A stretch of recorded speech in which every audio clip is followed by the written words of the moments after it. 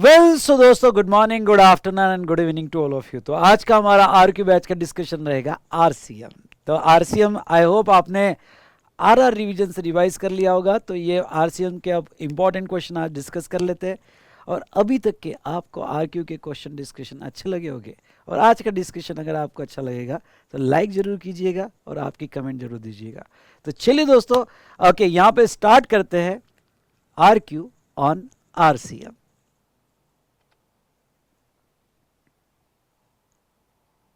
आप आ जाओ question number 2 पे। Done done done done. Question number 2 क्या है, देखो वो क्या पूछते हैं। In accordance with the reverse charge provision under GST act, give the answer to the following with reason. Is GST on reverse charge basis payable on interstate supply also? क्या reverse charge सिर्फ intra को applicable है या interstate को applicable है? तो भाई साहब, ओके, मैंने आपको समझाया था कि अगर इंट्रा स्टेट होगा तो सेक्शन 9(3) और इंटरस्टेट होगा तो सेक्शन 5(3) या 5(4). तो ऐसे केस में रिवर्स चार्ज जो है इंटरस्टेट केस में भी आएगा। मतलब जीटीएस सर्विस आप अगर महाराष्ट्र के हो और जीटीएस सर्विस आपने गुजरात से ली है तो रिवर्स चार्ज में आपको टैक्स देना पड़ेगा, इसलिए वो इंटरस्टेट को भी अप्लीकेबल होगा। Second, is reverse charge applicable on supply of goods also और it is only for supply of service? ठीक है, सप्लाई ऑफ गुड्स की लिस्ट आपको पढ़ने की जरूरत नहीं है, लेकिन जहां तक देखा जाए तो reverse charge supply of goods as well as supply of service दोनों को अप्लीकेबल है। ओके, और ये गवर्नमेंट जो नोटिफाई करेगा उन दोनों को अप्लीकेबल होगी। उसके बाद में, in case of supplier eligible to threshold exemption, is reverse charge is applicable? हाँ, अगर सप्लायर थ्रेशोल्ड एग्जम्पशन में है तो क्या रिवर्स चार्ज अप्लीकेबल है? यस, ये वाला पॉइंट समझ लो। ये वाला पॉइंट क्या कहता है? ये वाला है कि जो सप्लायर है वो सप्लायर रजिस्टर्ड हो या अनरजिस्टर्ड हो, वो अनरजिस्टर्ड भी होगा, वो थ्रेशोल्ड में भी होगा, तभी जो सप्लाई उसने सप्लाई किया नोटिफाइड गुड्स और सर्विस का, किसको सप्लाई किया? रिसिपिएंट को। तो रिवर्स चार्ज में टैक्स कौन देगा बेटा? रिसिपिएंट उसका टैक्स देगा। I hope you understood. Okay, तो यहाँ पे वो थ्रेशोल्ड का मतलब सप्लायर अनरजिस्टर्ड है, सप्लायर अनरजिस्टर्ड है तो भी रिसिपिएंट टैक्स देगा। तो रिवर्स चार्ज में रिसिपिएंट ही टैक्स देगा, और रिसिपिएंट रजिस्टर्ड नहीं तो कंपलसरी रजिस्ट्रेशन लेगा, पर टैक्स तो बेटा यहाँ पे रिसिपिएंट ही देगा। ध्यान से सुन लो, टैक्स तो रिसिपिएंट ही देगा। चलिए, ये क्वेश्चन नंबर 2 था। नेक्स्ट जो है, आप आ जाओ जीटीए के क्वेश्चंस। क्वेश्चन नंबर 3 में, अब आ जाओ आप क्वेश्चन नंबर 3 में। जो क्वेश्चंस लिख के देखने हैं वो हम लिख के देखेंगे, जो क्वेश्चंस जरूरत नहीं है लिख के देखने की उसमें हम ज़्यादा यहाँ पे ओके डिस्कस करेंगे। और आपके लिए, आप भी लिख के मत देखो, लिख के क्या देखना है मैं आपको बताऊंगा। ओके, ये क्वेश्चन आप इजीली रीड करके हैंडल कर सकते हो। देखो, जीटीएस सर्विस में एक सवाल पूछा था May 23 एग्जाम में। GTS service provided to an unregistered person including unregistered casual taxable person are exempt from GST by virtue of entry number 21A of GST law. Discuss the validity of above statement. Question बड़ा ये था कि क्या GTS service सारे unregistered person को including unregistered CTP को दिया तो क्या एग्जम्प्ट रहेगा क्या? नहीं। ओके, अभी अभी एक चार्ट बनाया हमने, देखो हमने क्या देखा। जीटीएस सर्विस अगर आपने अनरजिस्टर्ड को दिया और अगर वो अनरजिस्टर्ड नोटिफाइड कैटेगरी में आता है तो टैक्सेबल है, लेकिन अनरजिस्टर्ड जो है अदर देन नोटिफाइड कैटेगरी में आता है तो एग्जम्प्ट है। तो आपको लिखना कैसे, ये समझा क्या क्वेश्चन आपको? ये समझा होगा तो यस बोलो। तो statement is invalid. Service provided by GTA to unregistered person, including unregistered casual taxable person, are exempt except when they are provided to factory, society, cooperative society, body corporate, partnership firm और registered casual taxable person. Okay, तो आप ऐसा भी लिख सकते हो कि statement is invalid if GTS service provided to this following unregistered person then taxable under reverse charge. लेकिन GTS service provided to any unregistered person other than this तो वो केस में एग्जम्पशन मिलेगा। ओके, वो केस में exemption मिलेगा। तो ये हमने देखा यहाँ पे क्वेश्चन लिख, ओके यहाँ पे रीड भी कर लिया तो हो जाएगा। सिंपल क्वेश्चन पूछा था। क्वेश्चन नंबर 5 में, क्वेश्चन में आ जाओ, क्वेश्चन नंबर 5 में। ठीक है,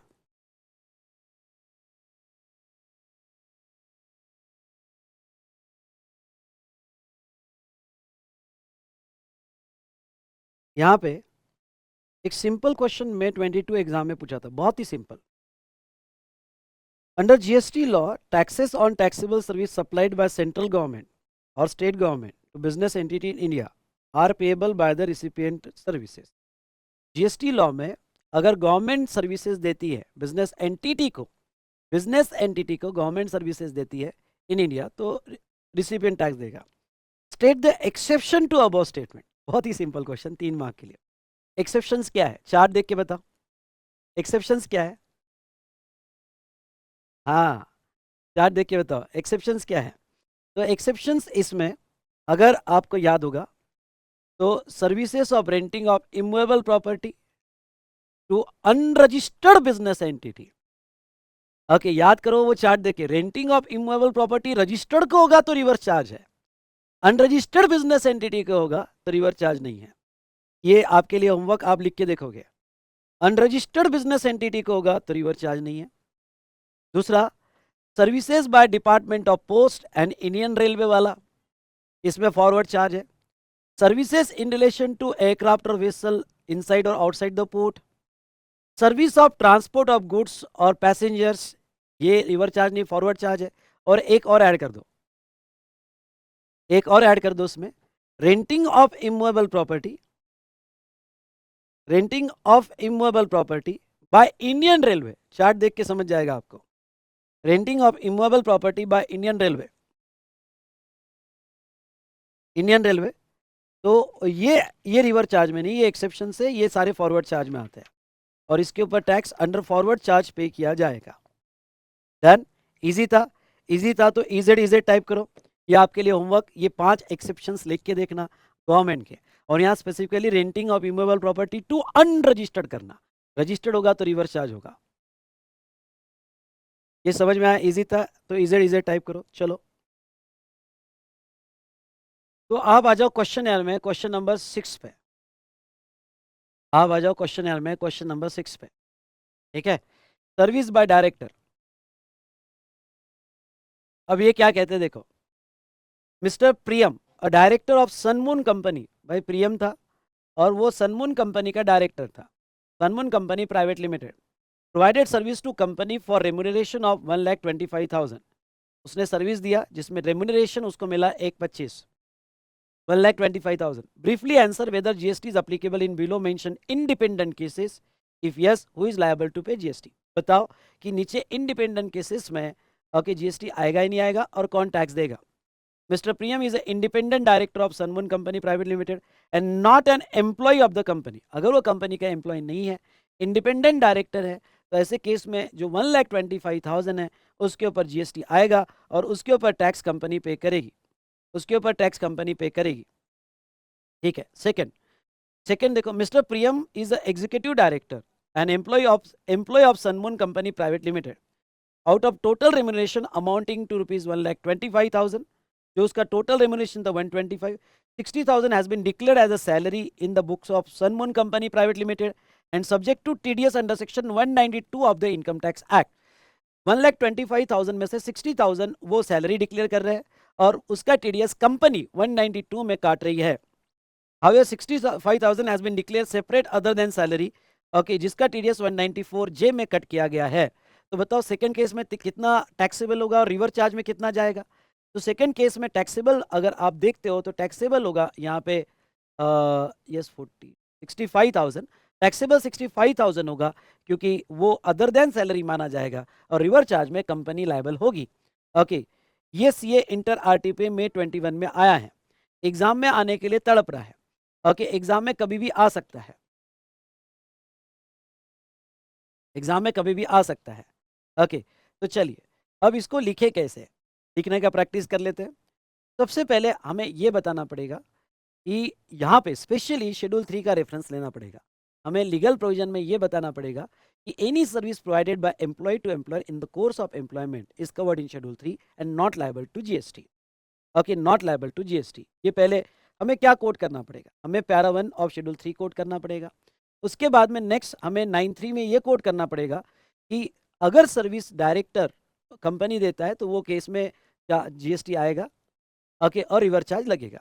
उसके बेस पर केस 1 हमें कंक्लूड करना पड़ेगा।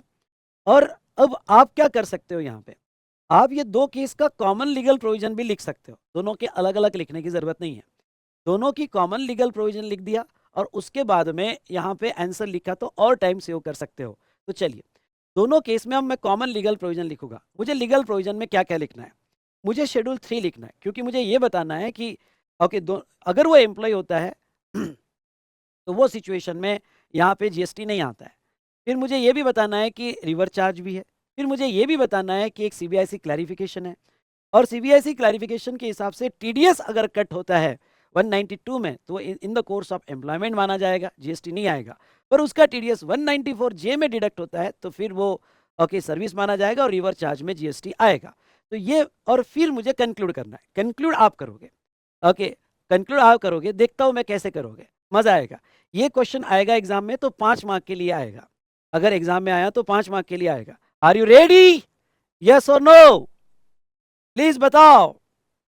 वेरी गुड, यही ना बात। तो चलो लीगल प्रोविजन में लिखवा के देता हूं सिंपल वर्ड में। देखो अज्यूम करते हैं आपको पैरा याद आ रहा होगा, नहीं याद आ रहा होगा तो फिर ऐसे लिखते हैं there are certain activity which are excluded from supply, one of the activity is, चलो वैसा लिखते हैं कि आपको याद नहीं आ रहा है तो कैसे लिखना। देखो लीगल प्रोविजन फर्स्ट, याद आए तो अच्छी बात है, बहुत अच्छी बात है। देखो there are certain activities, there are certain activities which are excluded,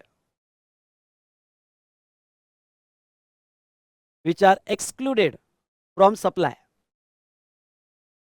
there are certain activities which are excluded from supply, full stop. One of the activity is, one of the activity is services by an employee, ये wording आनी चाहिए, ये तो आनी चाहिए, services by an employee to employer, by an employee to employer in the course of or in relation to employment,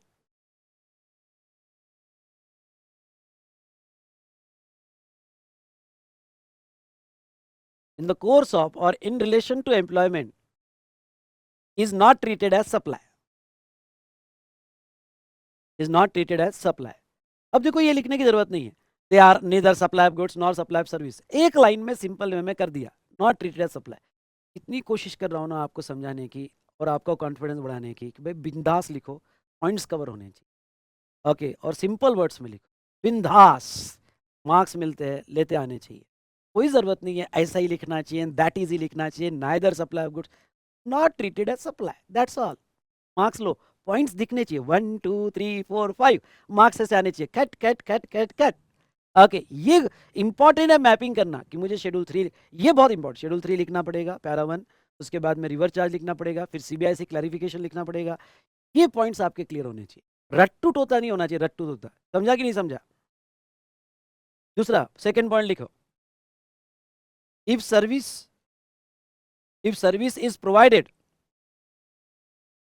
if service is provided by director to the company, by director to the company, company in a taxable territory, in a taxable territory, then it is covered under reverse charge and recipient is liable to pay tax, and recipient is liable to pay tax। ये पूरी दो line को underline करो, ये दो lines को underline करो, ये मेन पॉइंट है मेरा, recipient is liable to pay tax. अब सीबीआईसी सर्कुलर क्या बोलता है लिखो, अगर याद आए तो as per CBIC clarification, sir time पे नहीं याद आया तो, नहीं याद आया तो हमारा पॉइंट्स कवर करना है, तो क्या करना है लिखो, समझ लो नहीं आया आपको सीबीआईसी, ये सीबीआईसी क्लैरिफिकेशन है या नहीं है, याद आए ना तो बॉस तुम्हारा पेपर बहुत हटके दिखेगा, पर नहीं याद आया तो लिखो, इफ नेक्स्ट पॉइंट लिखो, remuneration paid to the director, बहुत ही सिंपल वर्ड में, if remuneration is paid to the director for which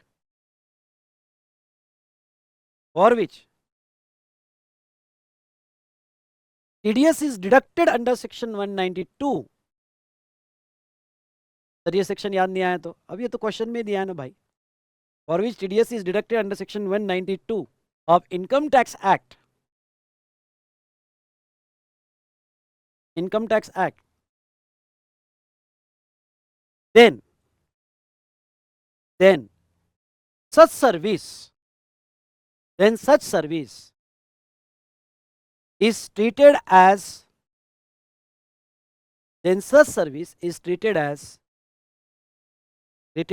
in the course of employment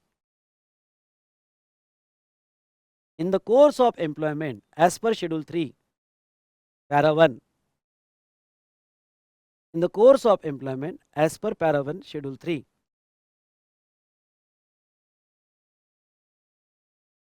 and no GST is payable. Para change. ये चौथा point बहुत important. 4 point evaluator को दिखने ही चाहिए. Next लिखो. But if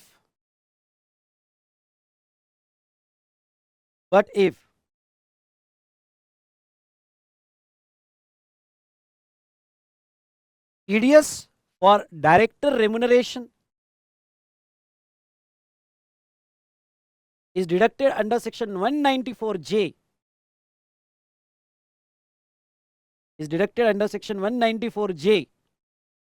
of Income Tax Act as a professional fees,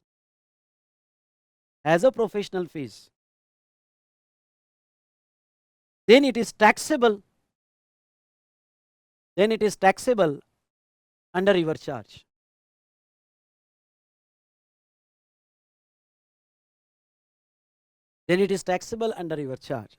चलो भाई साहब, मैंने 4 पॉइंट्स कवर कर लिए. लॉ क्या कहता है ये दिख गए, इवेल्युएटर को दिख गए.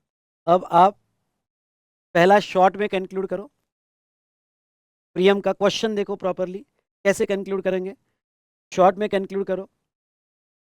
और दूसरा आंसर देखना है तो देखकर पर अपने ओन वर्ड्स में, और दूसरा कंक्लूड करो. आंसर देख के कंक्लूड करो. दूसरा कैसे शॉर्ट में. मैं टाइम देता हूँ आपको. चलो पॉज करके आप ये करो, कंप्लीट करो, कंक्लूड करो. ओके तो पॉज करके लिखा आपने, लिखा क्या आपने, ये बोलो. डन डन डन डन किया कंप्लीट.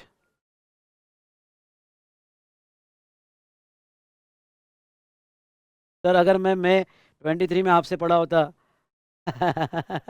तो डेफिनेटली पास हो जाता. Thank you so much.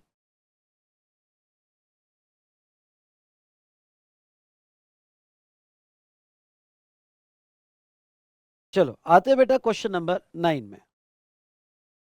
अगर आप क्वेश्चन नंबर 9 दो, बहुत अच्छा केस स्टडी, बहुत ही उम्दा केस स्टडी जो एग्जाम में भी पूछा गया था और आरटीपी का क्वेश्चन था. देखो कभी कभी क्या होता है, ओके 2020 के आरटीपी में था और जनवरी 21 में एग्जाम में पूछ लिया, इसलिए आरटीपी के क्वेश्चंस भी यहाँ पे आते हैं. देखिएगा. Mister Vicky Franklin unregistered famous author है, अनरजिस्टर्ड है, ऑथर है. received 3 crores of consideration from Shiv Bhavan Publication SBP located in Indore for supply of services by way of temporary transfer of copyrights covered under section 31A of Copyright Act. Now ये author को 3 करोड़ रुपए पैसा मिला. जिसको पैसा मिलता है वो सप्लायर. बोलो मेरे साथ, जिसको पैसा मिलता है वो सप्लायर, और जो पैसा देता है वो रिसिपिएंट. किससे मिला? शिव भवन पब्लिकेशन, पब्लिशर से मिला जो इसकी सर्विस ले रहा है. Relating to original literary work of new book. Original literary work है. बताओ एंट्री 9 लगेगी या 9A लगेगा? 9A लगेगा. ठीक है. He finish his work and made available the book to the publisher but has yet not raise the invoice. Invoice नहीं बनाया अभी तक. Mister Vicky Franklin is of view that SBP is liable to pay tax under reverse charge on the service provided by him. Author को लगा कि भाई default assumption क्या है? डिफॉल्ट एजम्पशन ये है, ओके, डिफॉल्ट एजम्पशन ये है कि भाई पब्लिशर टैक्स देगा। कौन टैक्स देगा? SBP. SBP does not conquer with his view and is not ready to deposit the tax under any circumstance। SBP ने कहा जा भाई, ओके मैं नहीं देता रिवर चार्ज में टैक्स, मेरा बिजनेस एग्जम्प्ट है, सिर्फ रिवर चार्ज के लिए मैं रजिस्ट्रेशन कर रहा हूँ, कंप्लायंस करो, जा मैं नहीं देता। पब्लिशर उसका टैक्स देने के लिए रेडी नहीं है। Examine whether the view of mister Vicky Franklin is correct. Further, if view of Mr. Vicky Franklin is correct, what is the recourse available with Mr. Vicky Franklin to comply with the requirement of GST law as SBP has completely refused to deposit the tax? पहली बात, SBP का Vicky Franklin का view था कि SBP tax देगा, view correct है उसका, publisher ही tax देगा। लेकिन पब्लिशर अगर रेडी नहीं है, पब्लिशर अगर रेडी नहीं है तो फिर फॉरवर्ड चार्ज में ऑथर जो है डिक्लेरेशन फाइल करके टैक्स दे सकता है। तो ये अगर पूछा गया है कि अगर एसबीपी रेडी नहीं है तो विकी फ्रैंकलिन क्या खुद टैक्स दे सकता है, तो हाँ वो खुद टैक्स दे सकता है। बहुत अच्छा केस स्टडी बनाया। केस स्टडी समझा गया आपको? यस और नो? तो पहले तो हमें पूछा गया, अब इस आंसर लिखने का ये भी एक बहुत अच्छा तरीका, जब ऐसे केस स्टडी में आंसर आता है तो पहले एक लाइन में व्यू लिख देना। ये क्या विकी फ्रैंकलिन का व्यू सही था? क्या पब्लिशर टैक्स देगा? क्या यस, विकी फ्रैंकलिन का व्यू सही था और वो टैक्स देगा। फिर लीगल प्रोविजन लिखना, फिर लीगल प्रोविजन लिखना, फिर डिस्कशन और कंक्लूजन लिखना। ओके, अगर यहाँ पे हाँ विकी फ्रैंकलिन यहाँ पे टैक्स दे सकता है क्या? दे सकता है, subject to this conditions, subject to this conditions. अब देखो इस आंसर को हम थोड़ा अलग वे में लिखेंगे। मैं आपकी एक आदत बहुत अच्छे से डेवलप कर रहा हूँ और वो आदत अगर डेवलप हो जाए तो फाइनल में आपको कोई भी दिक्कत नहीं जाएगी सारे सब्जेक्ट में। जब कोई आप आंसर पढ़ते हो तो भाई साहब पहली जिम्मेदारी खुद लेना कि मैं अपने हिसाब से इसको तैयार करूंगा, मैं ऐसा का ऐसा नहीं, अपने हिसाब से। जितनी ज्यादा ये जिम्मेदारी लोगे उतना मजा भी आएगा पढ़ने में, कॉन्फिडेंस भी आएगा। देखो आपको कॉन्फिडेंस आ रहा है, अभी तक ऐसा नहीं कि आपने रीड नहीं किया, पर आपकी डिपेंडेंसी थी बुक्स पे, आपकी डिपेंडेंसी थी समरी बुक पे, आपकी डिपेंडेंसी थी क्वेश्चन आंसर वैसे का वैसे लिखूंगा। पर जैसे ही खुद ऑब्लिगेशन लिया भाई साहब रास्ते बहुत खुल जाते हैं। तो आर यू रेडी? कैसे लिखना चाहिए बताओ? रेडी हो आप? चलो मैं बताता हूँ कैसे लिखना चाहिए। हाँ, ये एक तरीका मैं एक डेवलप करता हूँ आपको कि ये भी एक अच्छा तरीका है लिखने का। उन्होंने पूछा क्या विकी फ्रैंकलिन सही है क्या? हाँ सही है। लिखो, पहले तो एक लाइन लिखो, यस। ये 9 किस बात का है? हम ये क्वेश्चन नंबर 9 देख रहे हैं ना, कैसा है? मैं आया ना 9 पे है ना। ओके चलो आ जाओ, लिखो yes the view of Vicky Franklin is correct. पहला पॉइंट तो ये आना और इसको अंडरलाइन कर देना। यस, ओके ये लाइन को अंडरलाइन कर देना, मतलब जो इवेल्युएटर है उसको समझ गया कि आपका आंसर सही आ रहा है। अब अपने आंसर को बैकअप दो, क्यों आपने यस बोला। ठीक है, टाइटल देना चाहते हो नीचे तो लीगल प्रोविजन दे सकते हो, या टाइटल नहीं भी दिया तो भी लिख सकते हो। तो नेक्स्ट लिखो लीगल प्रोविजन, नेक्स्ट लिखो लीगल प्रोविजन। लिखो, समझो सेक्शन 9(3) याद नहीं आ रहा है, 9(3) याद नहीं आ रहा है, ओके तो डायरेक्ट भी लिख सकते हो, ऐसा लिखो, if service is supplied by author. अब लिखने का तरीका क्या है? कौन सी सर्विस थी, कौन सी सर्विस थी? ये वर्ड्स कैच होने चाहिए। अब यही वर्ड्स नहीं लिखते आ रहे तो फिर तो छोड़ देना, सी ही छोड़ देना। ओके ये वर्ड्स तो याद आने चाहिए। If service is supplied by author by way of transfer of copyrights, simple word में by way of transfer of copyright, ये वर्ड आने ही चाहिए, by way of transfer of copyrights in relation to original literary work. दूसरा ये word आना चाहिए, original literary work, original literary works in relation to original literary works to publisher, to publisher. यहां पे आपके सामने चैलेंज क्या है? हर लाइन इंपॉर्टेंट है और वो आनी चाहिए, यहां आपकी प्रैक्टिस होनी चाहिए। सर्विस बाय ऑथर, पहला वर्ड आना चाहिए सर्विस बाय ऑथर। दूसरा by way of transfer of copyrights, ये आना चाहिए। तीसरा okay in relating to original literary work. चौथा to publisher, to publisher located in a taxable territory, located in a taxable territory. अब जब मैं बहुत सी बार बच्चों के आंसर शीट देखता हूँ, वो लाते हैं देखते हैं, सर देखो ना आंसर शीट बताओ ना, तो इतना बेकार लिखते हैं ना, जो टर्म्स आनी चाहिए वो आती नहीं है। Service provided by author is under reverse charge, क्योंकि कहीं पढ़ लिया था फटाफट, रिवर्स चार्ज किसी ने पढ़ा दिया होगा आपको, फटाफट आपने पढ़ लिया। ओके, पर बेटा कैसे लिखते, देखो service provided by author is under reverse charge. अरे भाई कौन सी सर्विस, किसको दी गई, क्या रिवर्स चार्ज, एक बस क्या लिखा तुमने, तुमको ही समझ में आ रहा है क्या कि service provided by author is under reverse charge? अरे कौन सी सर्विस, तो प्रोवाइडेड पूरा लिखो, service provided by author by way of transfer of copyrights in relation to original literary work to the publisher in taxable territory, okay, is notified under reverse charge, आगे लिखो, is notified under reverse charge, is notified under reverse charge, and GST is payable by the recipient.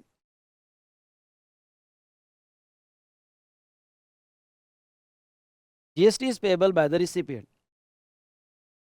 अब देखो, मैं जो forward charge वाला option है ना, मैं यही यही मैंने नीचे एक्सप्लेन किया, पर नीचे जगह मैं यही एक्सप्लेन करना चाहता हूँ, मैं यही एक्सप्लेन करना चाहता हूँ। ओके, मेरी मर्जी, मैं तरीका बदल रहा हूँ। ओके, तो मैं पॉइंट्स कवर कर रहा हूँ ना, दैट्स इनफ। लीगल प्रोविजन में लिखो next para, but author can opt to pay tax, but author can opt to pay tax under forward charge, under forward charge if all following conditions are fulfilled, if all following conditions are fulfilled। चलो वो सारी condition लिखो, मैंने जो ये जाने दो, मैंने जो सिंपल वर्ड में लिखा के दी चार्ट में जो सिंपल वर्ड में लिखा के दी वो सारी कंडीशंस लिखो, या फिर ये देख के आप सिंपल वर्ड्स में लिखो। चलो चलो लिखो वो सारी कंडीशन सिंपल वर्ड्स में, मैं पॉज कर रहा हूं। देखो ये ना फालतू वर्ड्स हटाते आने चाहिए और सिंपल वर्ड में लिखते आना चाहिए। अब जैसा ये अगर आप लिखते बैठो ना कि file a declaration in prescribe form, बैठे प्रिस्क्राइब फॉर्म याद करते हैं कि file a declaration to the officer, that अब इतने वर्ड्स इतने कॉम्प्लिकेटेड थोड़ी लिखना है। He exercise the option to pay tax for the said service under forward charge, simple word में he file a declaration to the officer that he will pay the tax under forward charge, comply with the all provision of GST law and he will not withdraw the option for a period of 1 year. खत्म, इतना simple करना तो subject सारे बहुत easy है। Will not withdraw the option within 1 year. अब within a period of 1 year, अरे छोड़ो ना भाई, विद इन 1 ईयर भी लिख दिया तो चलेगा। And he will also make a declaration in the invoice issued by him in prescribe form to the publisher. नहीं, सिंपल वर्ड में पॉइंट्स कवर कर लिए, दैट्स ऑल, मार्क्स मिल जाते हैं आपको। ये समझा कि नहीं समझा? चलो नीचे लिखो डिस्कशन एंड कंक्लूजन। ये मुझे बताओ हमारे राइटिंग प्रैक्टिस में आपको ये सिंप्लीफाइड वर्ड में कैसे लिखना चाहिए डेवलप हो रहा है? डेवलप हो रहा होगा तो फटाफट 1 टाइप करो। ओके, मैं यही कोशिश कर रहा हूँ पूरे क्वेश्चन यार पढ़ाते वक्त कि सिंपल वर्ड में कैसे मैं आपको प्रैक्टिस डेवलप करवाऊँ सो दैट सारे पॉइंट्स भी कवर हो, इंपॉर्टेंट वर्ड्स भी कवर हो और हमें मार्क्स भी मिले। Very good. और ये जो मैंने दिया हुआ गुरु मंत्र है ये याद रखना। ओके, हर प्रॉब्लम तो मैं सॉल्व नहीं करवा सकता, लेकिन मेरे से अगर आप ये सीख पाओ तो डेफिनेटली आप सारे सब्जेक्ट में अच्छा पढ़ सकते हो और अच्छा स्कोर कर सकते हो। इसलिए बाकी के भी सब्जेक्ट जस्ट पढ़ो मत, बैठो, ओके, पॉइंट्स लिखो, सिंपल वर्ड्स में क्या आना चाहिए, मेरे कौन कौन से पॉइंट्स कवर होने चाहिए, प्रैक्टिस तो करो। पहली बार नहीं जमेगा, धीरे धीरे जितना करोगे फिर धीरे धीरे समझते जाएगा, और यही तरीका है एक अच्छे मार्क्स स्कोर करने का। ठीक है, चलो डिस्कशन और कंक्लूजन देखो। In given case,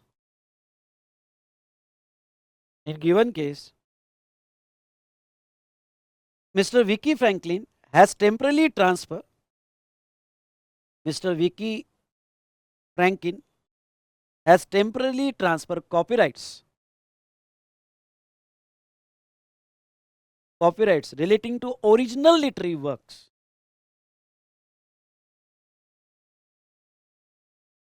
relating to his original literary works of his new book to the publisher SBP.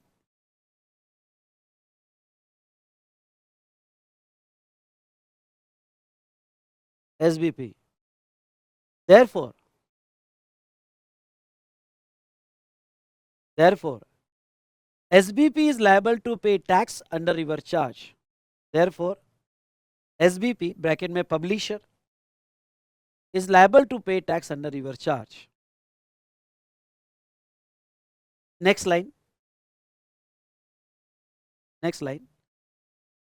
However, since SBP has refused,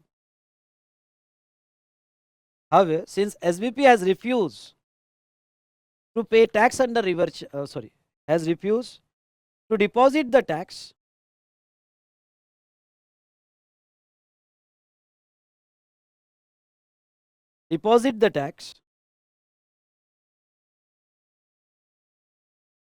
on given transaction,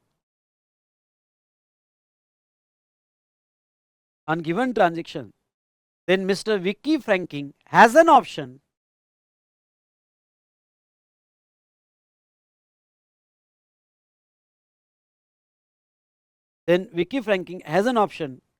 to pay tax under forward charge,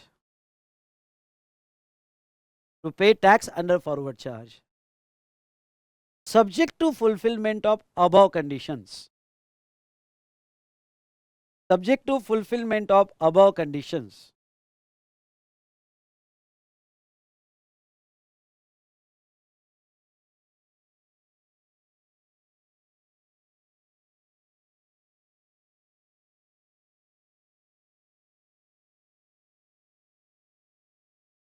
very good.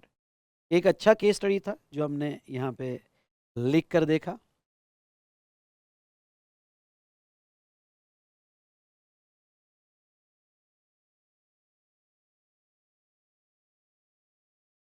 चलो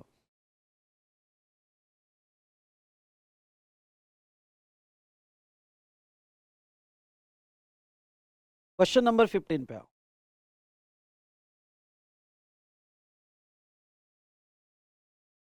question number 15 पे आओ.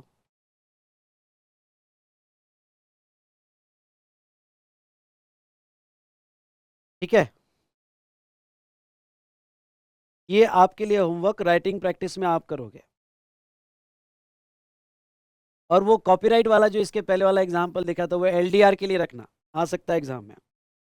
इन the following independent cases decide who is liable to pay GST if any. You may assume that recipient is located in the taxable territory. Ignore the aggregate turnover and exemption available. We transport a registered good transport agency, GTA है, paying IGST 12%, transported goods by road of Dilip and Company, a sole proprietary firm, other than specified person, which is not registered under GST or any other law.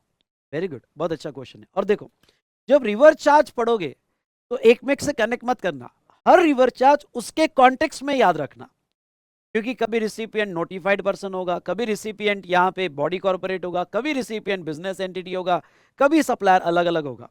इसलिए कोई भी reverse charge connect मत करना, उस individual context में ही reverse charge को याद करना. जाओ जीटीए सर्विस पे चार्ट पे जाओ. चार्ट नहीं याद आ रहा होगा, चार्ट याद आ रहा होगा तो अच्छी बात है. पहली बात तो जीटीए ने 5% ऑप्शन लिया है कि 12% ऑप्शन बोला है. 12% ऑप्शन बोला है. 12% ऑप्शन बोला है तो जीटीए टैक्स देगा. लेकिन अगर आप वो चार्ट देखते हो तो नीचे एक मैंने नोट दी है, पढ़ो वो नोट क्या है. अगर जीटीए अनरजिस्टर्ड को सर्विस दे रहा है और वो नोटिफाइड या स्पेसिफाइड कैटेगरी में नहीं आ रहा है तो सर्विस एग्जम्प्ट है.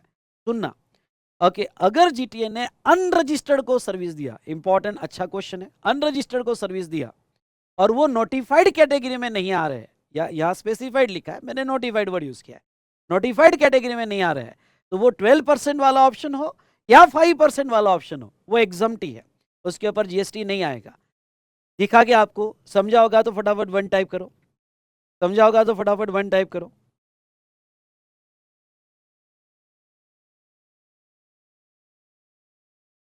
वन टाइप करो. तो अब आपको लिखना कैसे है?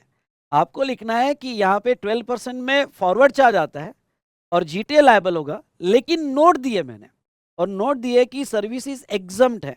ओके, ये आपको बिल्कुल ऐसा लिखना है। पहले तो ये लिखना है कि 12% वाले ऑप्शन में जीटीए पे लायबिलिटी आती है और जीटीए टैक्स देगा, लेकिन यहाँ पे एग्जम्पशन है, अगर वो अनरजिस्टर्ड को दिया और वो अनरजिस्टर्ड पर्सन यहाँ पे नोटिफाइड कैटेगरी में नहीं आ रहा है, तो इस तरह से आपको लिखना है। यानी देखो, ऐसे क्रिटिकल क्वेश्चन आते हैं। अगर आपने कभी जिंदगी में रिवर्स चार्ज पढ़ा होगा और ऐसे पढ़ा होगा, ओके जस्ट नॉर्मल पढ़ लिया, तो भाई साहब ओके, अब मैं बता रहा हूँ कि क्वेश्चन कैसे आता है। लोग बस एक टेबल ले लेते हैं रिवर चार्ज का और पढ़ा देते हैं, ये रिवर चार्ज है, रिवर चार्ज है। भाई साहब बहुत सोचना पड़ता है किधर क्या है, और हमारा चार्ट डेफिनेटली है। अरे बेटा, अगर जीटीए ने, पहली बात तो यहाँ समझो बात को, अगर जीटीए ने 12% का ऑप्शन दिया तो फॉरवर्ड चार्ज, लेकिन अगर जीटीए ने ऐसे अनरजिस्टर्ड पर्सन को सर्विस दिया जो नोटिफाइड कैटेगरी में नहीं आ रहा है, जो कंपनी, सोसाइटी, कोऑपरेटिव सोसाइटी वगैरह नहीं है, तो वो केस में सर्विस ही एग्जम्प्ट है। इसलिए service is exempt from GST in question as recipient is other than specified recipient, you can say unregistered sole proprietor firm etc, but this exemption is ignored as questions specifically require the student to ignore the exemption available if any। हाँ, question में ये लिखा है कि, अच्छा, but this exemption is ignored as question specifically requires student to ignore exemption available। अच्छा ठीक है, क्वेश्चन में लिखा होगा कि इग्नोर एग्जाम्शन।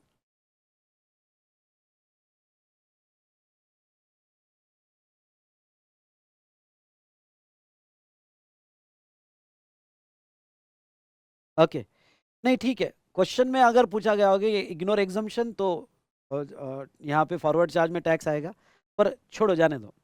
आप ये नोट डाल देना कि ये एग्जाम्शन में, क्योंकि अनरजिस्टर्ड पर्सन नोटिफाइड कैटेगरी में नहीं आ रहा है।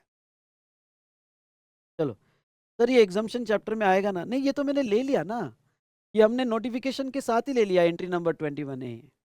एंट्री नंबर 21A नोटिफिकेशन के साथ ही कवर कर लिया है मैंने।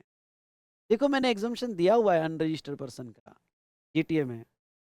चलो नेक्स्ट, मैंने लिखा के दे दिया ना आपको कि भाई अनरजिस्टर्ड को दिया और नोटिफाइड कैटेगरी में नहीं आता है, तो चार्ट में भी लिखा के दे दिया मैंने कि उसको एग्जाम्शन है।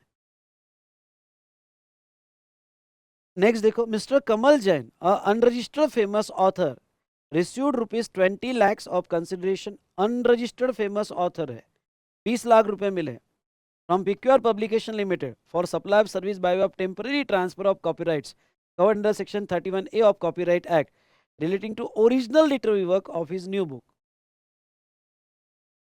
अब देखो, इन्होंने, जैसे पहले वाली केस स्टडी थी और ये वाली केस स्टडी में क्या फर्क है?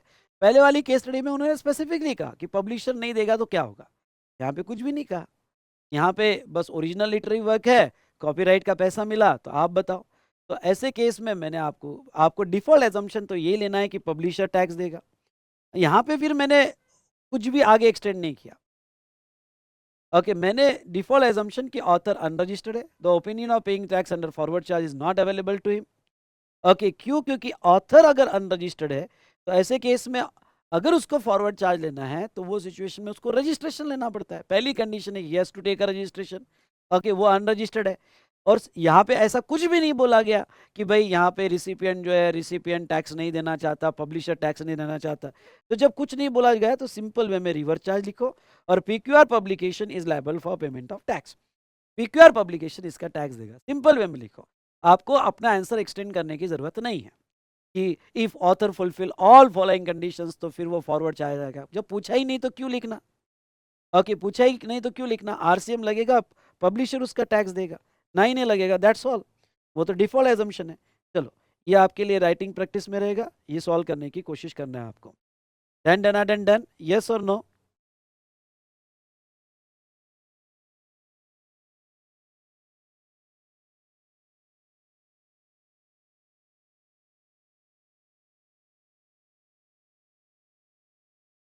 डायरेक्टली डिफॉल्ट ही बताना है ना बेटा, यहाँ पे डायरेक्ट पहले तो आपको वही लिखना है कि रिवर्स चार्ज अप्लीकेबल होगा। ओके, और ऑथर सारी कंडीशन फुलफिल करता है तो फॉरवर्ड चार्ज। यहाँ उन्होंने पूछा ही नहीं है कि ऑथर कंडीशन फुलफिल करेगा कि नहीं करेगा। चलो,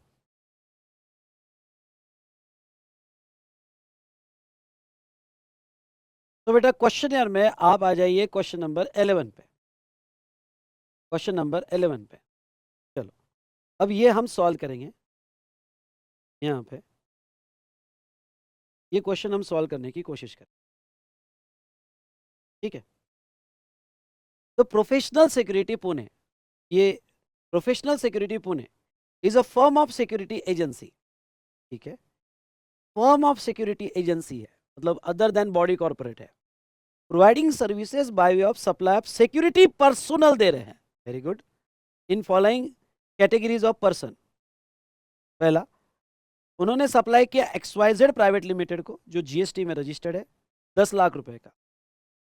दूसरा, Sindh cooperative credit society Mumbai which is unregistered under GST 8 lakh rupees. तीसरा, mister Altaf from Gujarat registered under section 10 of GST act 2 lakh रुपए का। Service provided to star industry limited USA valuing 7 lakh rupees का।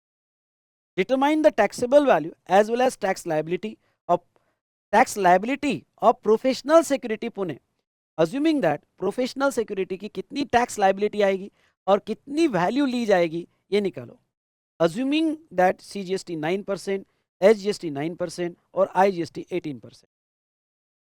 ओके, चलो अब आपने एक काम करना है, इसको मैं थोड़ा अलग वे से प्रेजेंट करता हूं, अच्छा क्वेश्चन है, अलग वे से प्रेजेंट करता हूं और आपको मेरे साथ लिखना है। चलिए लिखो, टाइटल दो, determination of taxable value, determination of taxable value of professional security Pune, determination of taxable value of professional security Pune, professional security services Pune. Then अब आपको क्या करना है, एक टेबल बनाना है मेरे साथ। ओके, एक एक चीज का बहुत अच्छे से समझा होगा, एक एक चीज का टेबल बनाना है, ठीक है। अब आपको यहाँ पे टैक्सेबल, मैंने क्या लिखा है, मैंने टैक्स नहीं लिखा, मैं taxable value of professional security, क्योंकि उन्होंने पूछा टैक्सेबल वैल्यू निकालो, तो मैं टैक्सेबल वैल्यू निकाल के दे रहा हूं। इसलिए पहला कॉलम बनाओ सीरियल नंबर, लिखते वक्त पूरा ध्यान, पहला कॉलम बनाओ सीरियल नंबर, दूसरा बनाओ ये सारे रिसिपिएंट ऑफ सर्विसेज, जो सारे रिसिपिएंट है सर्विसेज, पर ख्याल रखना थोड़ा स्पेस कम लेना क्योंकि मुझे आखिरी में रिमार्क के लिए स्पेस चाहिए। तीसरा बनाओ टैक्सेबल अंडर, हर कॉलम का लॉजिक भी दूंगा, टैक्सेबल अंडर, उसके बाद में टैक्सेबल वैल्यू इन रुपीज और मैक्सिमम स्पेस रिमार्क के लिए, ये छोटा छोटा बनाओ और मैक्सिमम स्पेस रिमार्क के लिए। मैं रेफरेंस नोट नहीं दूंगा, इसके सामने रिमार्क दूंगा, मैं रेफरेंस नोट नहीं दूंगा, इसके सामने रिमार्क दूंगा,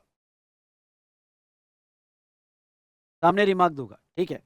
अब देखो सिक्योरिटी सर्विसेज दी गई, फर्म है और supply bye way of personal है। अगर ये सर्विस रजिस्टर्ड को दिया जाए तो रिवर्स चार्ज है, अगर बाकी लोगों को दिया जाए तो फिर फॉरवर्ड चार्ज है और उसका टैक्स प्रोफेशनल सिक्योरिटी पुणे देगा। तो पहला लिखो रिसिपिएंट ऑफ सर्विस, पहला लिखो XYZ private limited registered person, पहला लिखो XYZ private limited registered person, XYZ private limited registered person. अगर ये सर्विस पहला XYZ private limited registered person को दिया जा रहा है, सुनिएगा, तो हमारी रिवर्स चार्ज की सारी कंडीशन फुलफिल हो रही है। क्या रिवर्स चार्ज की कंडीशन फुलफिल हो रही है? सप्लायर जो है वो फर्म है, अदर देन बॉडी कॉर्पोरेट है, security service by way of security personal है और सर्विस लेने वाला रजिस्टर्ड पर्सन है। तो इसका टैक्स यहां पे ओके कौन देगा? XYZ प्राइवेट लिमिटेड देगा। तो लिखो टैक्सेबल अंडर, तो लिखना रिवर्स चार्ज, यहां रिवर्स चार्ज लग जाएगा, यहां रिवर्स चार्ज लग जाएगा। अगर इसका टैक्स XYZ प्राइवेट लिमिटेड देगा तो ये प्रोफेशनल सिक्योरिटी पुणे के वैल्यू में कंसीडर नहीं होगा। क्यों? क्योंकि प्रोफेशनल सिक्योरिटी उसका टैक्स नहीं देगा, hence that is not a taxable value of professional security. Why? Because tax is payable bye recipient और रिसिपिएंट देगा, इसलिए हम किसका टैक्सेबल वैल्यू निकाल रहे हैं? प्रोफेशनल सिक्योरिटी का। तो प्रोफेशनल सिक्योरिटी उसके ऊपर टैक्स नहीं देगा, उसके ऊपर टैक्स नहीं देगा। तो डैश कर दो और रिमार्क में लिखो, रिमार्क में लिखो, लिखो रिमार्क में, as tax is payable, as tax is payable under RCM, Tax is payable under RCM.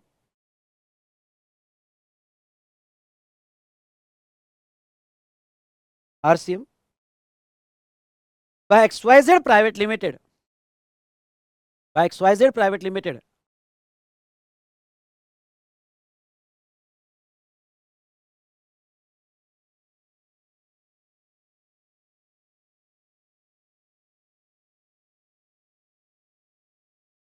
Okay. XYZ Private Limited. Hence not included in taxable value. Hence not included in taxable value.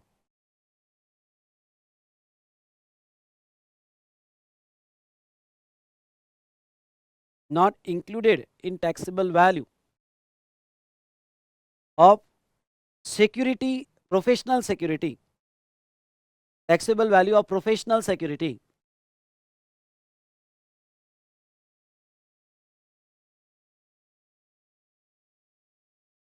Then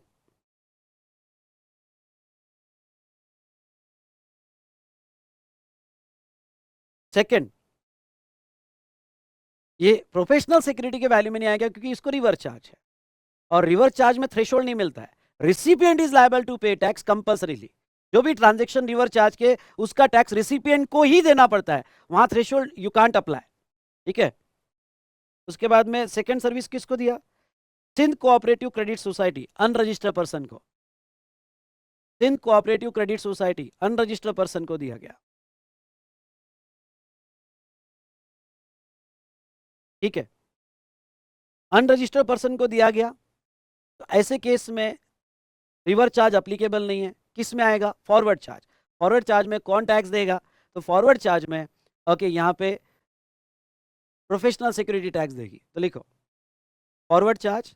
value है कितनी? Value थी 8 lakh rupees. 8 lakh.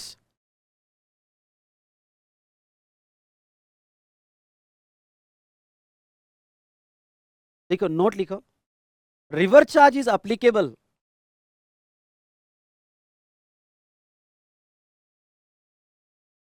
Reverse charge is applicable only if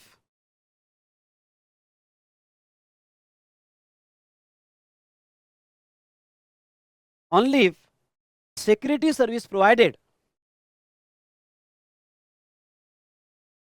is provided by any person other than body corporate. Security service is provided by any person other than body corporate. By any person other than body corporate.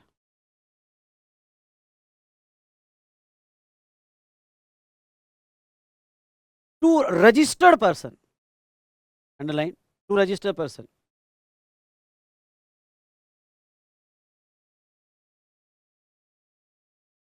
Registered person. If service is provided to unregistered person,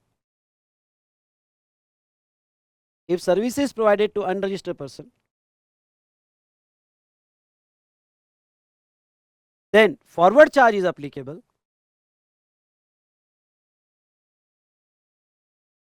And professional security is liable to pay tax. And professional security is liable to pay tax. Is liable to pay tax.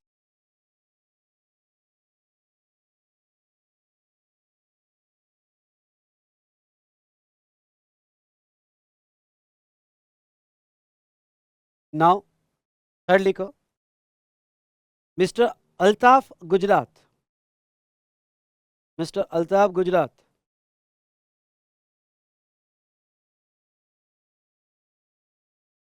Registered under section 10. Register under section 10 composition scheme आगे पढ़ा होगा. Register under section 10 composition scheme आगे पढ़ा होगा.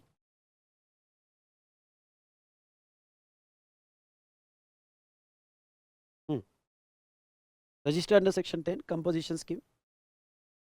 तो ऐसे case में ध्यान से सुनिएगा, ये एक्सेप्शन में आता है बेटा. और अगर आप नॉन एप्लीकेबिलिटी ऑफ आरसीएम देखोगे, देखो वहां नोट्स में अगर सिक्योरिटी पर्सनल ऐसे पर्सन को दिया गया जो सेक्शन 10 में रजिस्टर्ड है, तो वहां पे भी रिवर्स चार्ज अप्लीकेबल नहीं होगा, वहां पे फॉरवर्ड चार्ज अप्लीकेबल होगा। वहां लिख दो फॉरवर्ड चार्ज। ये समझा क्या पॉइंट नंबर 3? पॉइंट नंबर 3 समझा होगा तो 3 टाइप करो। पॉइंट नंबर 3 समझा होगा तो 3 टाइप करो, क्योंकि यहाँ ये एक्सेप्शन में आता है। मतलब ये सर्विस गवर्नमेंट को दिया जो टीडीएस के लिए रजिस्टर्ड है, या ऐसे पर्सन को दिया जो सेक्शन 10 में रजिस्टर्ड है, तो वो केस में रिवर्स चार्ज नहीं फॉरवर्ड चार्ज लगता है। तो यहाँ फॉरवर्ड चार्ज में आता है बेटा 2 लाख लिख दो टैक्सेबल वैल्यू, 2 लाख लिख दो taxable value.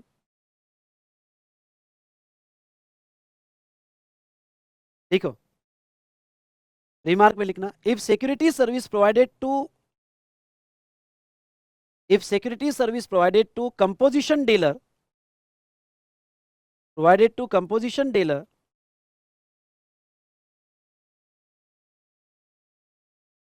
under section 10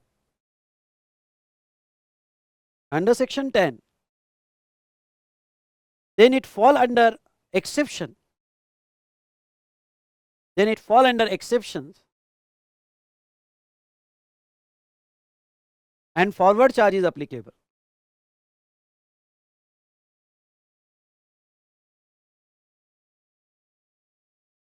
forward charge is applicable. और लास्ट लिख दो star industries Pune, star industries USA वाले को दिया, स्टार इंडस्ट्रीज यूएसए। अब देखो ये स्टार इंडस्ट्री को दिया गया, अब ये इंडिया के बाहर है। रिवर्स चार्ज कब अप्लाई होगा? To registered person in a taxable territory. To registered person in a taxable territory को दिया गया, ये टैक्सेबल टेरिटरी में नहीं है। ऐसा ऐसा ऐसा हुआ तो रिवर्स। तो रिसिपिएंट रजिस्टर्ड पर्सन होना चाहिए और टैक्सेबल टेरिटरी में होना चाहिए, तो रिवर्स। ये इंडिया के बाहर है तो फॉरवर्ड चार्ज लिखो वहां पे, forward charge applicable.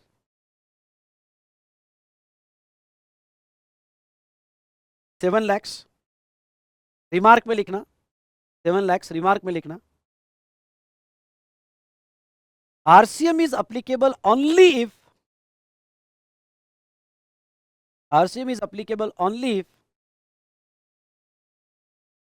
if security services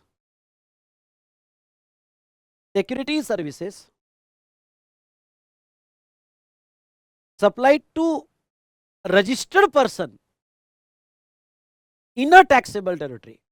Underline, supplied to registered person in a taxable territory.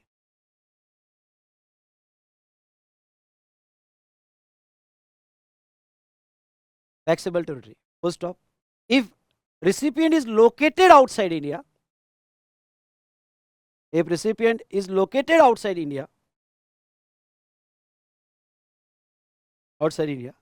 then forward charge is applicable.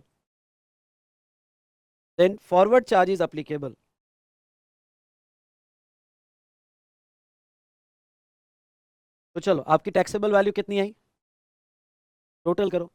पहला ओके, आपको अगर ये एग्जाम में क्वेश्चन आया तो हो गया, आपको तो पहला टेबल कंप्लीट हो गया रिमार्क के साथ। अब वापस नीचे नोट्स लिखने की जरूरत नहीं है, रिमार्क में मैंने कवर कर लिया है नोट्स। मैंने इसका प्रेजेंटेशन बदला, मेरी आदत है प्रेजेंटेशन बदलता हूँ मैं। ओके, इससे एक कॉन्फिडेंस तो आ गया भाई साहब अपने पे विश्वास रखने का। ओके, बहुत अच्छा प्रेजेंटेशन करने का, सिंपल वर्ड में करने का। तो टोटल टैक्सेबल वैल्यू कितना आ गया? 17 lakhs। अब दूसरा क्या पूछा उन्होंने? दूसरा पूछा determine taxable value as well as tax liability भी निकाल के बताओ। चल भाई टैक्स लायबिलिटी निकाल के देते हैं उसको। टैक्स लायबिलिटी में ये जरूर देखना कि इंट्रा स्टेट और इंटर स्टेट क्या है। अब टैक्स लायबिलिटी आ गई तो फिर इंट्रा स्टेट भी आ गया। हमारा बंदा पुणे का है, मतलब महाराष्ट्र का है, XYZ कहाँ का है? XYZ इंट्रा ही ले लेते हैं। XYZ चलो ठीक है, उसका तो फर्क नहीं पड़ने वाला। XYZ सिंध कोऑपरेटिव सोसाइटी, क्योंकि XYZ का तो रिवर्स चार्ज आ जाएगा, हमें उसका लेना देना नहीं है। सिंध कोऑपरेटिव सोसाइटी मुंबई, ये भी महाराष्ट्र का है, मतलब ये इंट्रा है, सिंध वाला इंट्रा है, गुजरात वाला इंटर है, और स्टार इंडस्ट्री ये तो एक्सपोर्ट है, यानी ये भी इंटर है। इंडिया के बाहर दिया मतलब एक्सपोर्ट किया, एक्सपोर्ट ट्रांजेक्शन इंटर बोला जाता है, इंटर स्टेट बोला जाता है। तो अब टेबल बनाओ, determination of tax liability of professional security Pune, determination of tax liability of professional security Pune. देखो particulars rupees in lakhs, IGST, CGST, SGST, IGST, CGST, SGST, CGST, SGST। हाँ, हमारा ओके, इसमें का इंट्रा, देखो XYZ पे तो हम टैक्स देने वाले नहीं है, वो तो रिवर चार्ज में जा रहा है। सिंध कोऑपरेटिव सोसाइटी वो इंट्रा स्टेट, तो लिखो इंट्रा स्टेट सप्लाई, पर्टिकुलर्स में इंट्रा स्टेट सप्लाई हमारा 8 लैक्स का है, जो सिंध वाला है महाराष्ट्र में ही है, 8 लैक्स का है। और उसका CGST और SGST निकालो, उसका CGST और SGST निकालो, लिखते वक्त पूरा ध्यान, CGST और SGST निकालो।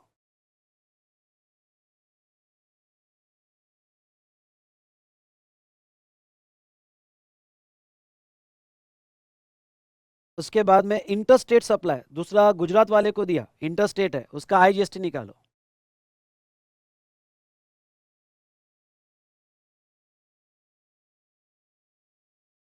और तीसरा आपका एक्सपोर्ट है, तीसरा आपका एक्सपोर्ट है 7 लैक्स का, तीसरा आपका एक्सपोर्ट है 7 लैक्स का। अब थोड़ा ये वाला पॉइंट समझ लो, अगर एक्सपोर्ट है तो आप जीरो रेटेड सप्लाई क्लेम कर सकते हो, मैंने नोट दिया है नीचे, अगर एक्सपोर्ट है तो जीरो रेट क्लेम कर सकते हो। अगर मैं जीरो रेट क्लेम कर रहा हूं तो मुझे कोई GST नहीं लगेगा, नीचे नोट डाल देना, डैश कर दो। और एक्सपोर्ट के केस में आप जीरो रेटेड क्लेम कर सकते हो, क्योंकि वो इंडिया के बाहर दिया आपने, तो फॉरवर्ड चार्ज आएगा, नो डाउट फॉरवर्ड चार्ज आएगा, लेकिन you can claim zero rate, इसलिए मैंने GST नहीं निकाला। हाँ, अगर जीरो रेट क्लेम नहीं कर रहे हो तो IGST लगेगा, but I am claiming zero rate, इसलिए GST नहीं लगेगा, तो डैश कर दो और GST निकालो। ये वाला समझा क्या, एक्सपोर्ट वाला, एक्सपोर्ट वाला समझा होगा तो टाइप करो, क्योंकि इंडिया के बाहर अगर आप एक्सपोर्ट कर रहे हो तो आप जीरो रेट क्लेम कर सकते हो, इसलिए वहां पे GST देने की जरूरत नहीं है।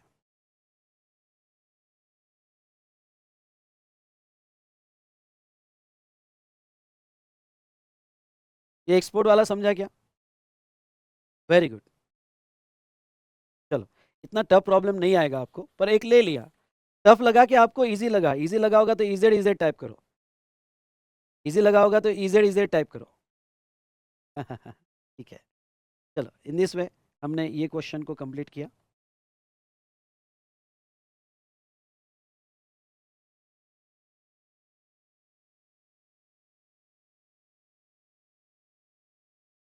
अब आ जाओ क्वेश्चन नंबर 14 पे,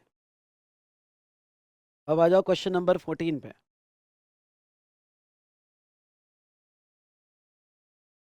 अब 14 पे आ जाओ, क्वेश्चन नंबर 14 पे, ठीक है। यहाँ पे state the person liable to pay GST in following independent cases provided recipient is located in a taxable territory, recipient is located in a taxable territory, ठीक है।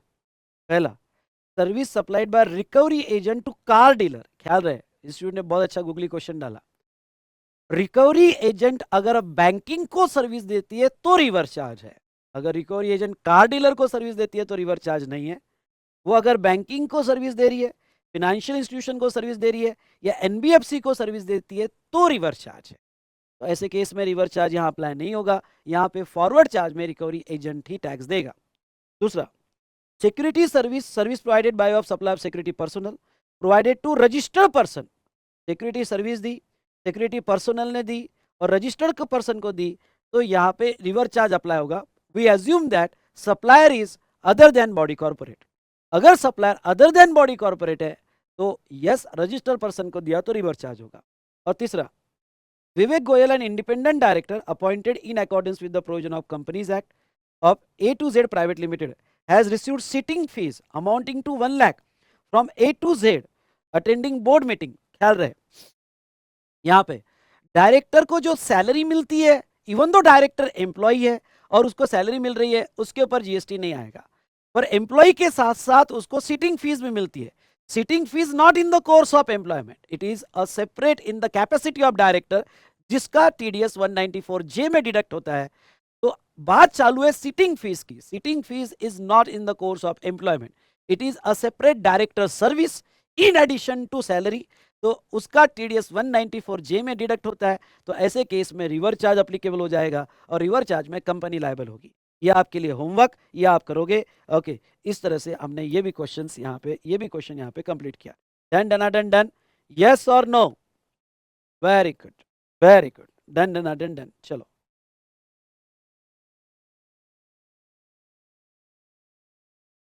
चलो क्वेश्चन यार में आप ये जो लास्ट दो क्वेश्चन है खत्म करते हैं। क्वेश्चन नंबर 19 पे आ जाओ, जो ईसीओ पे मैंने लिए हैं।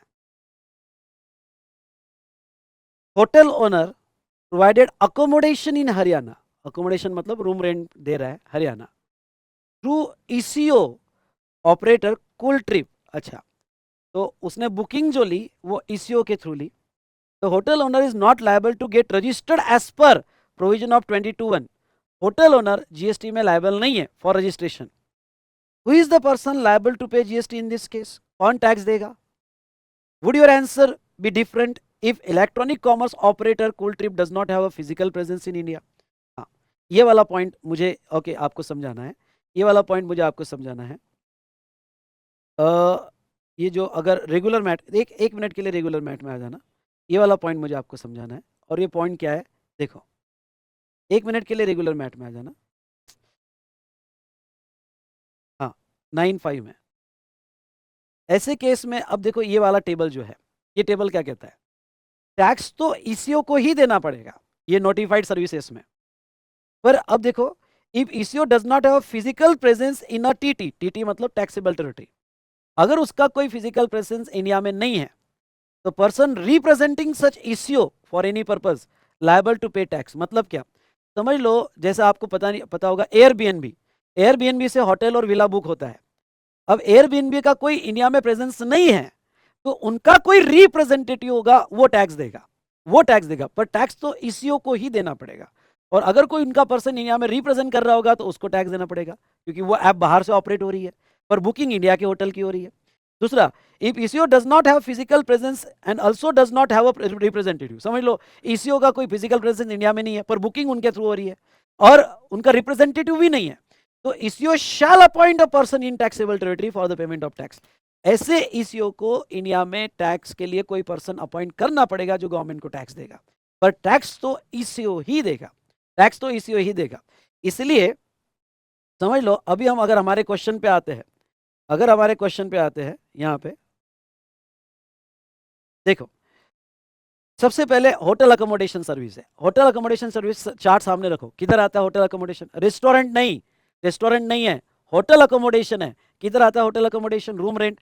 ये आता है हमारे चार्ट के सेकंड पार्ट में। सेकंड पार्ट में अगर आता है तो यहाँ पे बहुत क्लियर है, अगर supplier liable to registered, supplier not liable to registered होगा तो ईसीओ टैक्स देगा। तो ऐसे केस में कौन टैक्स देगा? कूल ट्रिप टैक्स देगा। नाउ ओके, टैक्स तो अब ईसीओ ही देगा, कूल ट्रिप ही देगा। लेकिन दूसरा, would your answer be different if electronic commerce operator Cool trip does not have physical presence? अगर उसका फिजिकल प्रेजेंस इंडिया में नहीं होगा, आई रिपीट नहीं होगा, तो उसका रिप्रेजेंटेटिव देगा, पर टैक्स तो ईसीओ को ही देना पड़ेगा। चलिए इसको कैसे लिखा जाए, चलो मैं आपको सिंपल वर्ड में लिखा के देता हूं। चलो लिखो यहाँ पे कैसे लिखा जाए, सिंपल वर्ड में लिखा के देता हूं। लिखो लीगल प्रोविजन।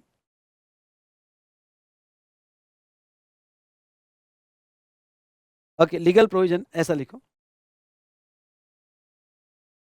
अगर सेक्शन याद आया तो इस तरह लिखना, as per section 9(5), as per section 9(5) simple word में 9(5), in case of notified services, in case of notified services, notified services,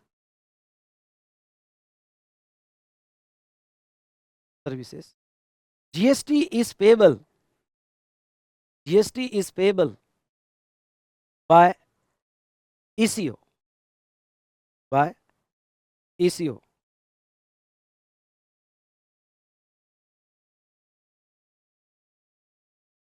second point बहुत सिंपल वे में, चार लाइन एक लाइन में खत्म कर दी मैंने कि 9(5) नोटिफाइड सर्विस में GST is payable by eco. वो मैं डिटेल में गया नहीं, इंट्रास्ट रेट सप्लाईज वगैरह नहीं, ईसीओ टैक्स देगा, बात खत्म। सेकेंड पॉइंट लिखो, one of the notified service is, one of the notified service is accommodation in a hotels,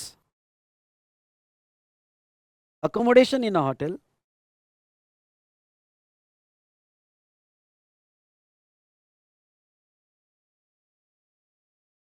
For residential purpose,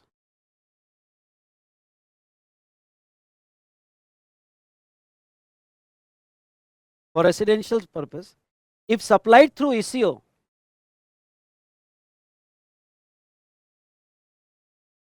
then ECO is liable to pay tax. If supplied through ECO, then ECO is liable to pay tax. ECO is liable to pay tax.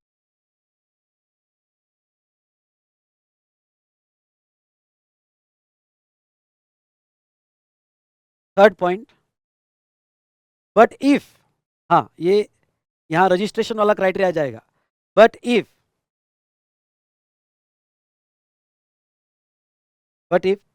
supplier is liable to register under GST,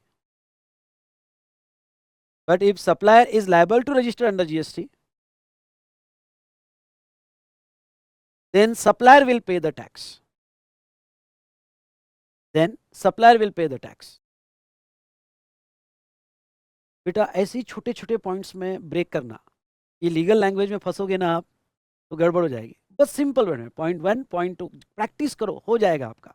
जितना ज्यादा practice करोगे होगा. Supply is liable to pay tax.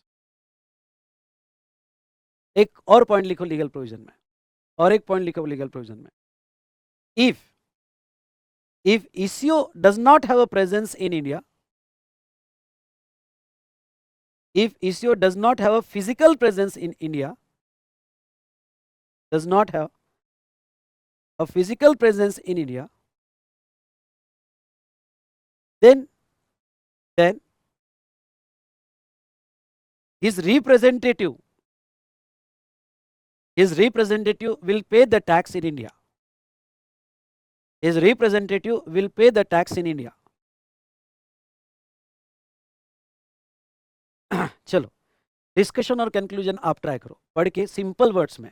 आपको जैसा लिखना है simple word में आप ट्राई करो. आप जो लिखोगे वो 100% सही है, 100% सही है. तो चलो पॉज करके लिखो. यस बेटा, तो यहाँ पे आइदर आपने खुद ट्राई किया होगा या रीड करके खुद के वर्ड्स में ट्राई किया होगा. Super, very good. तो ये आपने ये क्वेश्चन देखा. एग्जाम में डायरेक्ट ECO लिखा तो भी चलेगा, कोई दिक्कत नहीं है. एग्जाम में डायरेक्ट ECO देखा तो भी चलेगा. अब लास्ट क्वेश्चन 20 पे आ जाओ. छोड़ूंगा थोड़ी मैं आपको. लास्ट क्वेश्चन 20 पे आ जाओ. Mr. X want to open cloud kitchen and supply restaurant services only through Swiggy. एक मिनट, रेस्टोरेंट सर्विस है ओके, और स्विगी के थ्रू दे रहा है. Restaurant owner mister X is not liable to get registered. वो एक मिनट मैं पहले कह दूं, रेस्टोरेंट वाला GST में रजिस्टर्ड. अच्छा, ये रेस्टोरेंट वाला किधर आता है? रेस्टोरेंट वाला पहले पार्ट में आता है. पहले पार्ट में आता है तो वो GST में रजिस्टर्ड हो या ना हो उससे कोई लेना देना नहीं है. इसलिए ये इंफॉर्मेशन आपको मिसलीड करने दिया है. Okay, not liable to get registered etcetera. Restaurant और पैसेंजर वो लायबल टू रजिस्टर्ड हो या ना नॉट हो उससे कोई लेना देना नहीं है. Answer the following. Who is liable to pay tax in this case? Swiggy. Second, whether ECO is required to collect TCS on the supply made to Mr. X? No. अभी तो no. TCS concept मैं बाद में explain करूँगा. Can ECO use ITC to pay tax on restaurant service supplied through ECO? Answer is no. ये मैं बाद में पढ़ाऊंगा. उसका ITC नहीं ले सकता. ये दो कॉन्सेप्ट मैं बाद में पढ़ाऊंगा. बस मुझे ये समझाना था. तो आपके लिए होमवर्क, और ये जो होमवर्क है इसमें आप सिर्फ पहले वाले पॉइंट तक ही सॉल्व करोगे. Who is liable to pay tax लिख कर देखोगे, पहले वाले पॉइंट तक सॉल्व करोगे. ओके, दूसरा और तीसरा अभी मत सॉल्व करो, वो TDS TCS में पढ़ा होगा. ओके, TDS TCS में पढ़ा होगा. पहले वाले पॉइंट तक ही सॉल्व करो. चलो डन. आपके लिए होमवर्क करोगे आप? यस.